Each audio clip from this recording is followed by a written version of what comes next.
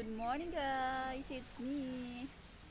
So ayun, titingnan natin yung baka na binili no isang araw.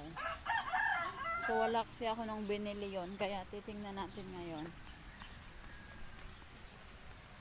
So bali ako lang yung kausap nung, pero umalis kasi ako nung binili to. Heto siya. Hello Kawi Kawi, good morning. Ang init kasi, ang init na. Look. Oh. The cow. Nakalo na siya. Nakalo man pa lang siya. Cow. Hello. Hello. Kabusog. Kabusog na baka. Yeah. So, iyan sa nakanamo binakal sa kwa. Sa, sa ligaw, arani man sana sa may alay ko baga. Soro na ni kanto. Sa Santa Cruz.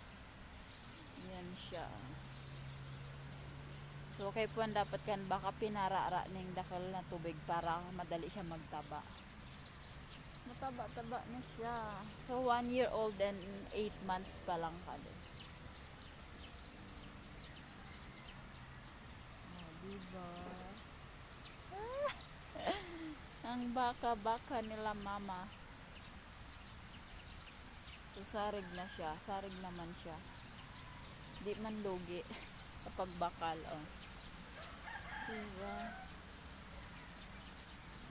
Ay, kaw. Magpadakala tulo si kaumpo. Tapos magugbon. Ah! Hello. Pawak. Ay, abo.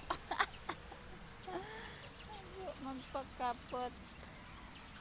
Si babay na cows. Tabangan ko si mother. Magbibilad siya ng palay, guys. Nangukusin rano sad parito. Nag-harvest ng, ay man palan paroy, corn. Ito, mais. Nag-harvest mais. Magibalad gayad. Magibalad ikang mais, ma?